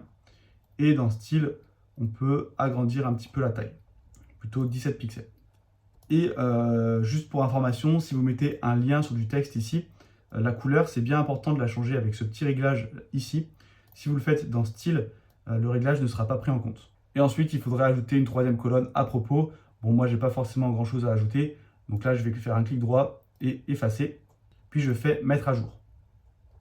Maintenant, si je retourne sur mon site et que je descends, j'ai bien mon pied de page qui a été ajouté et il sera ajouté automatiquement à toutes mes pages. Là, bien sûr, il faudrait que je retravaille un petit peu le design, que j'ajoute des marges internes ici pour avoir de l'espace entre le titre et le début de mon pied de page. Et au-dessus, je pourrais également ajouter une section d'appel à l'action, c'est-à-dire une section où j'invite la personne, par exemple, à me contacter ou à obtenir un devis. Enfin bref, à accomplir l'objectif principal de votre site. On va maintenant aborder la partie responsive design. Responsive, ça veut dire avoir un site qui s'adapte aux différentes tailles d'écran. Ça, c'est très important parce qu'aujourd'hui, la plupart des utilisateurs naviguent depuis leur smartphone. Il faut donc s'assurer que notre site s'affiche bien sur téléphone et qu'il n'y a pas de problème. Pour cela, on a plusieurs réglages. Tout d'abord, on a les réglages qui dépendent du thème. Si je vais ici dans personnaliser, vous voyez qu'en bas, j'ai un icône d'ordinateur, de tablette et de smartphone. Si je passe sur smartphone, eh bien, on passe en affichage smartphone. Tout ce qui concerne le contenu de la page, eh bien, ça ne sera pas géré avec le thème, puisque ça, c'est géré directement avec Elementor. Le thème pour un site vitrine, on va principalement s'en servir pour gérer l'apparence de l'en-tête sur smartphone. Pour cela, je vais dans la section en-tête et ici dans menu mobile. Vous allez pouvoir importer un logo un peu différent. Par exemple, si vous voulez supprimer le texte et mettre juste le logo pour que ça prenne moins de place. Ensuite, on a la position des éléments et ça va être important de le changer et de passer sur lien, logo, panier. Panier, c'est si vous avez un site e-commerce et lien, ça correspond au menu. C'est important d'avoir le menu à gauche puisque c'est comme ça qu'on est habitué sur les sites, c'est d'avoir à chaque fois le petit menu hamburger sur la gauche. On clique ici et voilà, ça passe à gauche. Là, vous voyez que j'ai un petit problème, c'est que mon texte chevauche sur mon logo. Eh bien ça, c'est pas grave, on va descendre un petit peu et on va décocher ici la case afficher le texte du menu puisque de toute façon, ce texte est inutile. Tout le monde sait qu'en cliquant ici sur les trois petits traits, on aura un menu. Ensuite, on a le style du menu mobile. Là, vous voyez que si je clique, on a une liste déroulante. Tandis que si je fais, par exemple, colonne latérale, hop, ça m'affiche une colonne sur le côté. Bon, là, à chaque fois, ça disparaît parce que je suis dans le personnalisateur de thème. Mais vous, si vous êtes sur mobile, ça marchera correctement. Et le troisième style, c'est plein écran. Hop, vous voyez que ça m'ouvre comme ça en plein écran. Moi, j'aime bien colonne latérale ou plein écran. Là, je vais passer sur colonne latérale. On va descendre un petit peu. Toutes ces options, on va les laisser par défaut. Et un peu plus bas, vous pouvez changer l'icône du menu.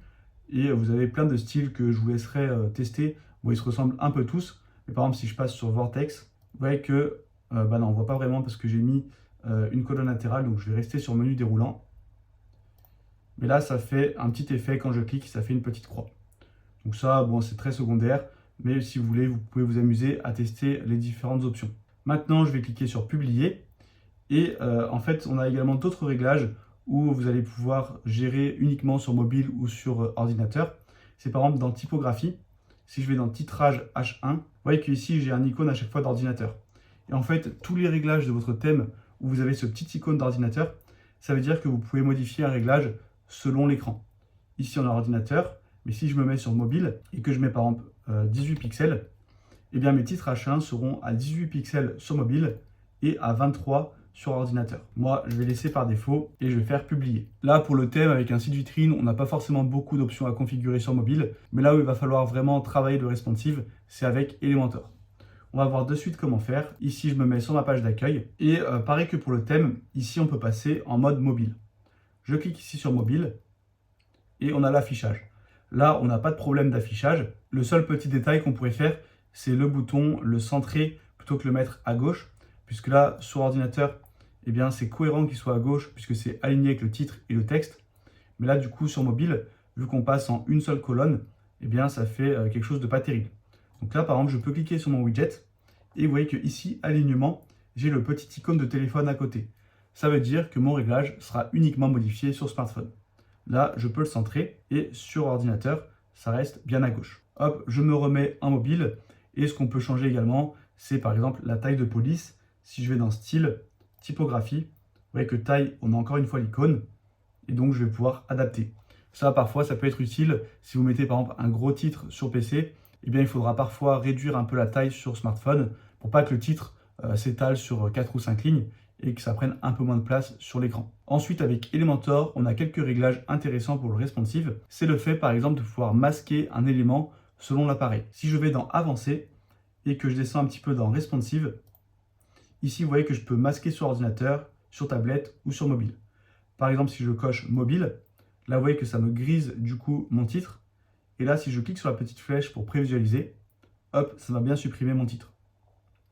Pour un titre, bien sûr, c'est pas très pertinent, mais parfois, il y a certaines sections que vous allez pouvoir supprimer sur mobile puisqu'elles ne sont pas indispensables, ou alors faire deux sections identiques, sauf qu'en fait, vous allez modifier l'ordre et la structure. Et donc, il y en a une que vous allez afficher uniquement sur ordinateur et une uniquement sur mobile. Ça peut être parfois utile quand on a plusieurs colonnes, des structures un peu complexes et que ça ne s'affiche pas comme on veut sur smartphone. Eh bien, on va tout simplement la dupliquer et l'afficher soit sur ordinateur, soit sur mobile. Là, vous voyez que j'avais masqué mon titre, mais bien sûr, je peux le faire d'un coup sur toute une colonne. À chaque fois, c'est dans la section avancée responsive ou bien toute une section. Et d'ailleurs, quand je vais dans les réglages de section, donc là, hop, je vais prendre cette section et que j'ai plusieurs colonnes à l'intérieur, si je vais dans avancée responsive, j'ai un nouveau réglage qui permet d'inverser les colonnes. Là, imaginons que je veux que mon texte apparaisse au-dessus de l'image. Eh bien, j'inverse les colonnes. Et du coup, vous voyez que l'ordre s'est inversé sur mobile, mais pas sur ordinateur. Ça, c'est donc les trois gros réglages principaux pour gérer le responsive avec Elementor. On a tous les petits réglages individuels pour modifier la taille de police, par exemple. Ensuite, on a le fait de pouvoir masquer des éléments. Et on a le fait de pouvoir inverser les colonnes. Et avec ces trois réglages, vous allez pouvoir créer des designs qui s'adaptent à toutes les tailles d'écran. Je fais mettre à jour. Et maintenant qu'on a vu les bases techniques pour créer notre site, vous savez comment créer des pages, comment créer le contenu, on va maintenant voir comment l'optimiser. On va commencer par la rapidité, parce que ça c'est un facteur très important. Pour cela, on va installer ce qu'on appelle un plugin de cache qui permet d'enregistrer le code dans le navigateur de l'utilisateur. Comme ça, quand il revient sur votre site, eh bien, le temps de chargement est beaucoup plus rapide et ça permet également de compresser la taille du code. Donc c'est un peu technique, mais en gros, vos pages seront plus légères et donc ça sera plus rapide. Je fais ici quitter et on va installer notre système de cache. Encore une fois, c'est avec une extension. Et ici, je tape WP Fastest Cache. Je fais installer maintenant et je clique sur activer. Maintenant, j'ai un nouvel onglet ici. Je clique dessus. Et là, je ne vais pas vraiment vous expliquer toutes les options pour éviter que ce soit trop long. Je vous invite juste à cocher les mêmes cases que moi. Et par contre, si vous voulez vraiment comprendre ce que vous faites, eh bien encore une fois, je vous invite à télécharger la boîte à outils WordPress où à l'intérieur, vous retrouverez une vidéo où je rentre en détail sur ce plugin de cache. Là, ce qu'on va faire, c'est qu'on va cocher actif, on va cocher préchargement. Ici, on coche toutes les cases et on fait OK. Ensuite, on coche nouvelle publication. OK. Mise à jour de publication. Et là, minimifier et combiner le code. Puis, cache navigateur. Donc, voilà tout ce qu'il y a à cocher. Je vous laisse faire pareil. Et ensuite, faire enregistrer. Et ça y est, votre cache est configurée. Vous n'avez rien de plus à faire. Et moi, je ne sais pas pourquoi il m'a mis la langue en indonésien. Je vais passer ici en français, faire envoyer. Voilà, ici comme ça, on a l'option en français. Et il faut bien comprendre que maintenant que vous avez un système de cache, comme je l'ai dit, ça enregistre le code dans le navigateur. Donc parfois, vous allez faire une petite modification et cette modification elle n'est pas prise en compte sur le site, ou même dès que vous avez n'importe quel type de bug, quelque chose qui ne se passe pas comme prévu, eh bien le premier réflexe à avoir, c'est d'aller ici et de faire nettoyer tout le cache. Ça va donc actualiser le code qui est enregistré dans le navigateur et dans la plupart des cas, ça résout le problème. Maintenant, on va aborder la partie référencement pour que votre site apparaisse dans les résultats de recherche sur Google. Pour cela, on va installer un nouveau plugin qui nous donne quelques optimisations à suivre et qui ajoute de nouvelles options indispensables pour le référencement. Je me rends encore une fois dans Extensions ajouter et ici je tape Yoast SEO. Je fais installer puis activer. Là, on a l'assistant de configuration. On va cliquer en bas à droite sur passer et on a maintenant le plugin qui est installé. Le réglage indispensable qui a été ajouté, c'est dans les pages. Si maintenant je fais modifier, et bien si je descends un petit peu, vous voyez qu'on a une section Yoast SEO qui a été ajoutée. Et là, on va pouvoir ajouter un titre SEO et une métadescription. Ça, en fait, c'est ce qui va apparaître dans les résultats de recherche sur Google. Quand vous faites une recherche, à chaque fois, vous avez un titre et une petite description avant de cliquer sur le site. Et bien là, vous allez pouvoir personnaliser ce titre et renseigner une description. Ça, c'est quelque chose à faire pour toutes vos pages. Et si vous avez une stratégie de référencement, vous allez créer des pages qui visent un certain mot-clé. Et du coup, le mot-clé que vous visez, vous allez le mettre ici dans requête cible. Par exemple, agence WordPress. Et ce que va faire Yoast SEO, c'est qu'il va analyser le contenu de votre page et vous dire s'il est optimisé pour le référencement. Si je descends un petit peu, ici vous voyez que j'ai une section analyse SEO. Et là, on a plein d'indicateurs qui nous disent si notre page est optimisée ou pas pour la requête cible que j'ai définie. Donc là, on rentre un peu dans le technique. Je ne vais pas entrer plus en détail dans cette vidéo, mais encore une fois, vous pouvez télécharger la boîte à outils WordPress où j'ai une vidéo où je présente Yoast SEO en détail et j'explique ses options, mais j'explique également plein de réglages qui se trouvent ici et qui sont importants pour votre référencement. Cliquez sur le premier lien en description pour télécharger gratuitement la boîte à outils WordPress. La troisième chose qu'on va optimiser sur notre site, c'est la sécurité. La sécurité, ça passe d'abord par une mise à jour régulière des thèmes et extensions. Ça, on l'avait vu en début de vidéo. Ici, on a un panneau mise à jour où dès qu'il y a une nouvelle mise à jour à faire, eh bien, on pourra la faire ici. La sécurité, ça passe également par le fait d'avoir des identifiants et des mots de passe forts. Mais on peut également optimiser un peu tout ça avec un petit plugin qui permet notamment de changer l'URL de connexion à WordPress pour éviter que n'importe qui accède au panneau de connexion et qui permet également de bloquer les attaques en force brute, c'est-à-dire éviter que quelqu'un tente en boucle des mots de passe différents jusqu'à trouver le bon. Pour cela, hop, on va dans Extension ajouter et on tape ici Item Security. Je fais installer maintenant, puis activer. Ensuite, si je descends un petit peu, j'ai un nouvel onglet, je vais dans configuration. Là, on a le type de site. Nous, ça va être le site brochure, donc c'est-à-dire un site vitrine. Et là, on va cliquer sur suivant. Ici, je vais sélectionner que c'est pour moi. Là, vous pouvez imposer aux utilisateurs d'avoir un mot de passe fort. Si vous avez juste un site vitrine, c'est pas obligatoire puisque personne ne va créer de compte sur votre site. Si vous avez un site e-commerce, vous pouvez le mettre en place, mais ça ajoute quand même une petite friction côté utilisateur. Et ce qui est vraiment important, c'est pour les administrateurs, mais pour les clients, c'est pas forcément indispensable qu'ils aient un mot de passe fort, puisque même si la personne se connecte, elle ne pourra pas faire grand-chose. Ensuite, on va cliquer sur suivant. Ici, vous pouvez activer la double authentification.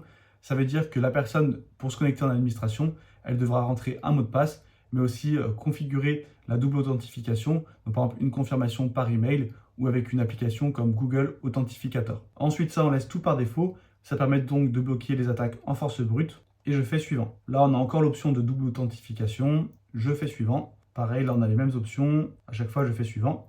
Ensuite, ici, on a groupe. Donc, c'est pour avoir des fonctionnalités différentes de sécurité en fonction des groupes. Nous, on va tout laisser par défaut. Et ce qui peut être intéressant, c'est de mettre l'exigence de mot de passe fort, mais du coup, uniquement pour les administrateurs. Je fais suivant. Et là, vous voyez qu'on a les différents rôles WordPress. Donc, tout ça, en fait, je vais le passer. Ici, on clique sur configurer le site. Et là, on a les comptes autorisés. En fait, c'est des comptes qui vont être sur une liste blanche et qui ne seront jamais bloqués, même si on fait plusieurs essais de mot de passe. Vous pouvez cliquer ici sur le bouton, ça va automatiquement ajouter votre adresse IP. Et comme ça, si vous oubliez votre mot de passe, que vous faites une faute de frappe, eh bien, vous ne serez pas bloqué. Bon, bien sûr, dans tous les cas, vous ne serez pas bloqué dès la première tentative. Ce sera au bout de plusieurs tentatives.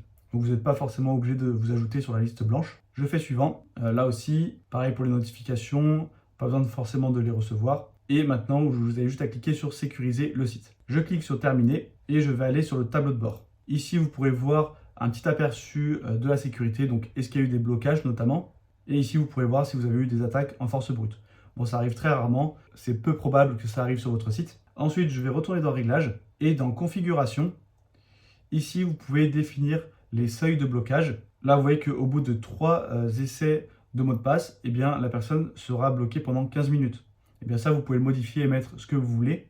Et ici, dans Blocage, dans Force brute locale, ici, pareil, vous avez d'autres options pour configurer au bout de combien de temps on sera bloqué. Et ici, dans Avancer, vous pouvez aller déplacer la page de connexion.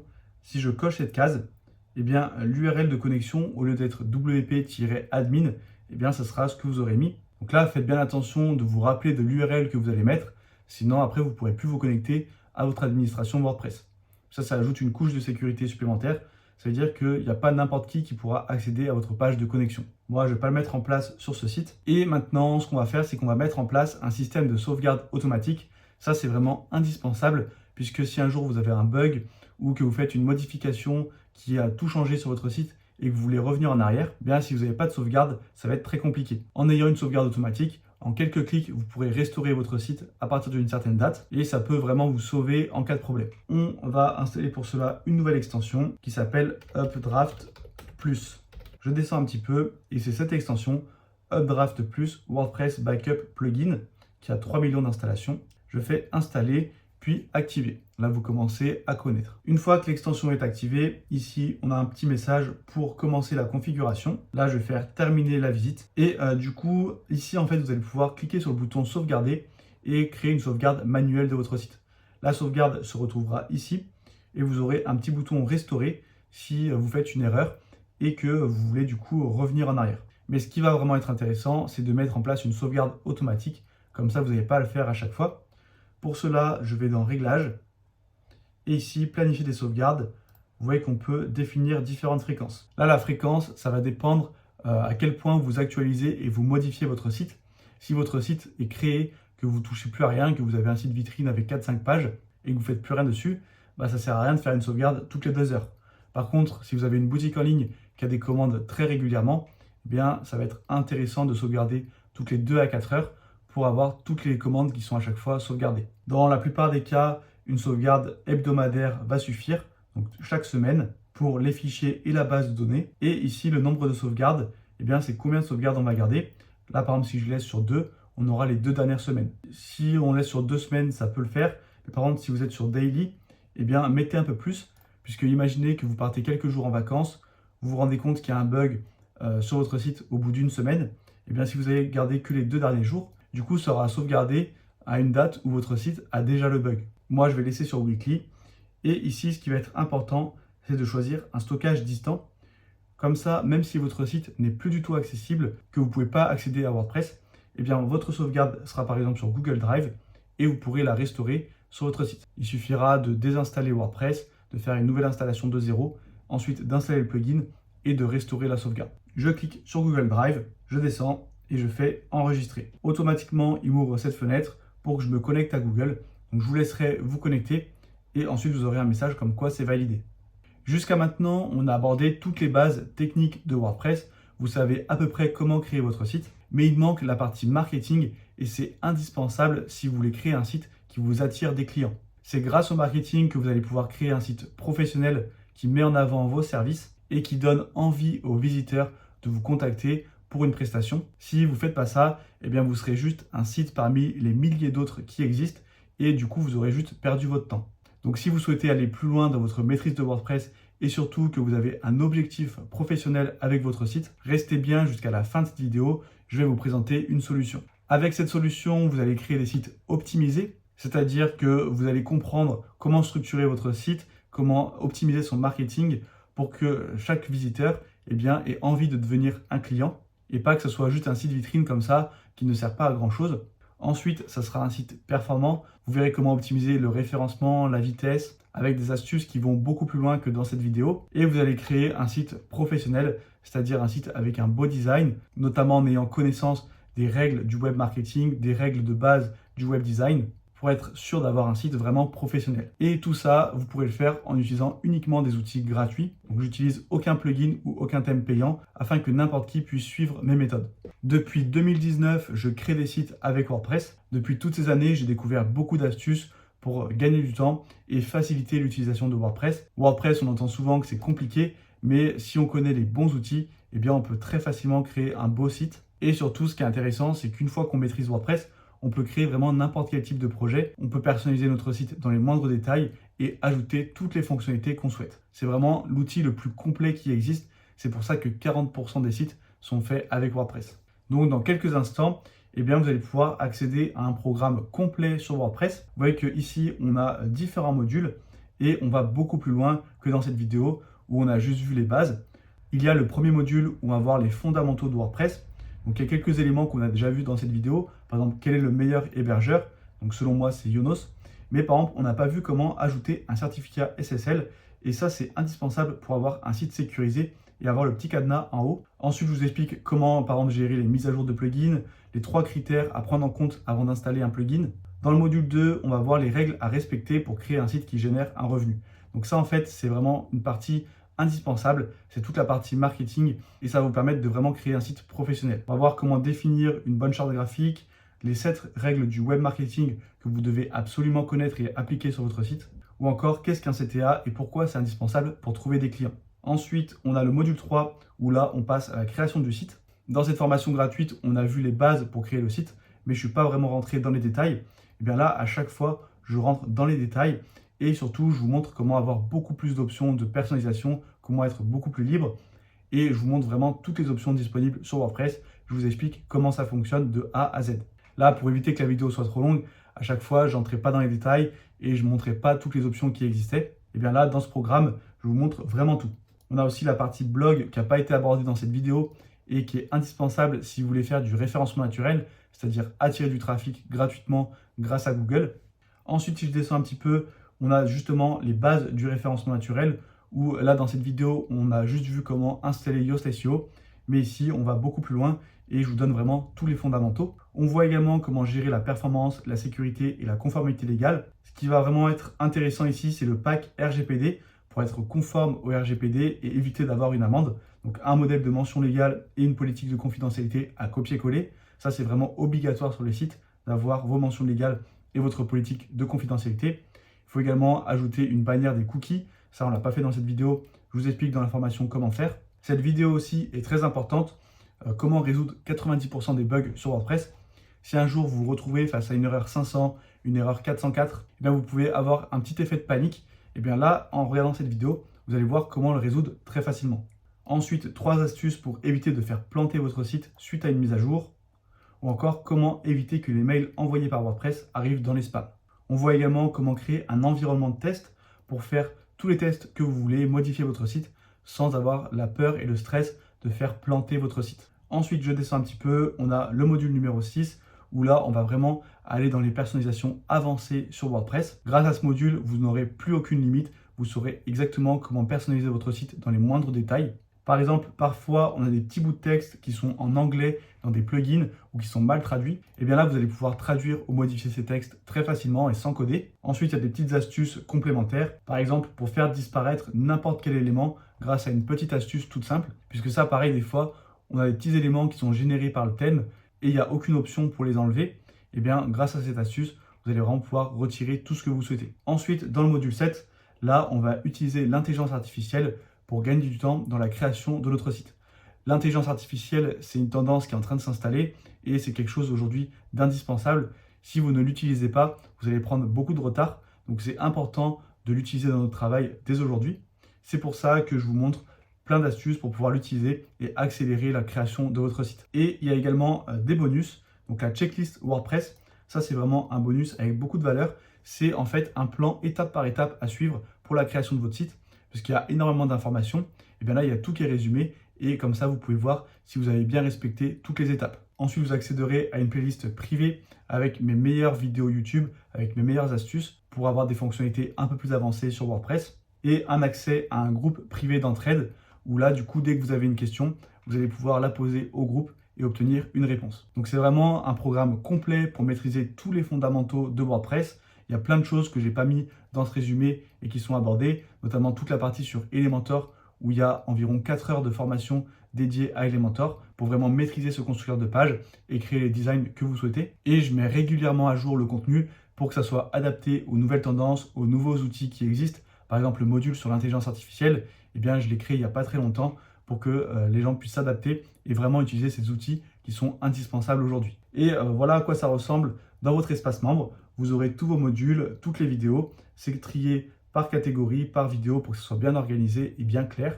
Et vous aurez accès à tout directement ici. Et vous aurez un accès à vie. Vous vous demandez peut-être pourquoi rejoindre un programme complet alors que je peux trouver les infos sur YouTube gratuitement. Eh bien, c'est ce que se disaient Rémi et Sabrina avant de rejoindre le programme. Vous voyez que Rémi disait « J'ai hésité avant de prendre la formation en me disant pourquoi la prendre vu que des vidéos gratuites existent. Résultat, aucun regret, la formation est très complète, bien détaillée, sans être trop complexe et s'adapte donc à tout niveau tout en étant bien structurée. » Et pareil, Sabrina qui dit « J'aurais plutôt mis 6 étoiles. Avant de me lancer, je me posais la question de la réelle plus-value vis-à-vis des tutos en ligne gratuits. Et bien pour avoir ingurgité pas mal d'entre eux, je confirme que la plus-value est vraiment là. » Ça, c'est vraiment important à comprendre, la différence entre les vidéos gratuites et un programme complet. C'est que là, déjà, au lieu d'avoir les informations éparpillées, vous allez avoir un plan à suivre étape par étape. Et surtout, sur YouTube, eh bien, tous les tutos, toutes les formations gratuites, ça se concentre uniquement sur l'aspect technique. Donc ça, bien sûr, c'est important. Mais il manque tout l'aspect marketing. Et ça, si vous voulez créer un site professionnel, que vous voulez trouver des clients grâce à votre site, j'insiste bien sur le fait que c'est indispensable. Puisque si vous savez techniquement comment créer le site, mais que vous ne savez pas faire en sorte qu'il vous rapporte des clients et que les gens, quand ils arrivent, eh bien, ce soit clair, que vous mettiez bien en avant vos services, au final, votre site, il ne servira à rien. Donc, il faut vraiment bien vous former, comprendre les bases du web marketing pour les appliquer ensuite à votre site. Et c'est vraiment ça la différence fondamentale entre des tutos gratuits sur YouTube et un programme complet, où là, on va vraiment chercher à se professionnaliser. Et en plus, sur ce programme, je propose une garantie d'apprentissage. Ça veut dire que si vous estimez que vous n'avez rien appris de nouveau dans ce programme ou que ce n'est pas assez complet ou tout simplement que vous avez changé d'avis, eh bien vous pouvez m'envoyer un email et je vous rembourserai intégralement. Ce programme, il est fait pour les personnes qui aiment aller à l'essentiel, qui aiment avoir rapidement toutes les informations dont ils ont besoin. Dans cette formation gratuite, vous avez peut-être remarqué que je vais vraiment à l'essentiel, que je me concentre uniquement sur ce qui est utile. Et là, en un peu plus d'une heure, si vous partez de zéro, je pense que vous avez quand même appris beaucoup d'informations sur WordPress. Eh bien, c'est exactement pareil dans ce programme. Là, vous voyez que Mas nous dit qu'il avait suivi d'autres formations sur WordPress, notamment, bon là, j'ai masqué le nom pour éviter de faire du tort à un concurrent, mais il dit que celle-ci, du coup, est meilleure et va directement à l'essentiel, sans blabla. Et on a également Sabrina qui dit « Il va droit au but, il te donne la crème et tous les outils pour pouvoir travailler efficacement.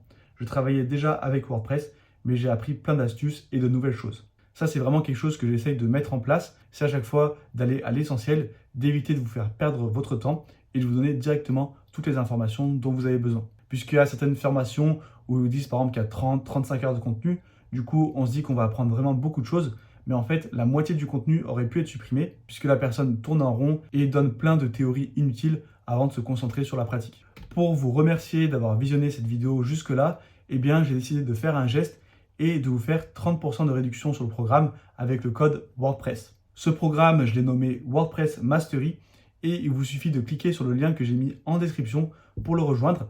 Vous arriverez sur une page de présentation complète avec la présentation de tous les modules en détail et ensuite vous pourrez choisir une formule et rentrer le code WordPress pour avoir 30% de réduction. Par contre, ce code, je ne pense pas le laisser actif indéfiniment, donc je vous conseille de rapidement cliquer sur le lien en description pour voir si le code fonctionne toujours, puisque je n'ai pas vraiment l'habitude de brader le prix de mes formations. J'estime qu'elles sont vraiment très complètes, donc je finirai par désactiver ce code promo. Ensuite, quelques petits points.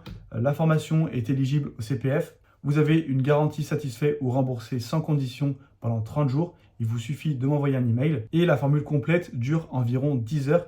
Donc, vous imaginez bien qu'il y a énormément d'informations en plus que dans cette vidéo, puisque dans cette vidéo, ça dure un peu plus d'une heure et vous avez déjà appris pas mal de choses, je pense. Et bien là, dites-vous que ça dure 10 fois plus longtemps, donc vous allez apprendre vraiment beaucoup de choses sur WordPress. Alors cliquez maintenant sur le lien en description pour rejoindre WordPress Mastery et créer un site professionnel le plus rapidement possible qui va ensuite vous attirer des clients. Dans tous les cas, j'espère que cette formation gratuite vous a plu. Vous pouvez aller plus loin en téléchargeant gratuitement la boîte à outils WordPress. Et si vous souhaitez développer vos compétences sur WordPress, abonnez-vous à cette chaîne pour ne louper aucun tuto.